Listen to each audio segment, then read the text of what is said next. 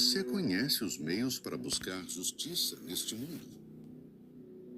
Mas e quando nenhum juiz e nenhum tribunal tem o poder de fazê-la? Que juiz pode determinar a reconstrução de uma família? Que juiz pode ordenar que a saúde volte ao corpo doente?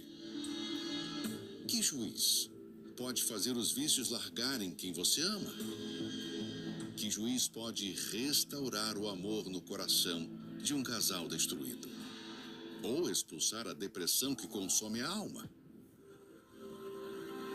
Há causas que nenhum tribunal humano pode julgar e que só a justiça divina pode alcançar. Mas como buscar essa justiça? O altar é o tribunal de Deus, onde o justo juiz reverte toda a injustiça.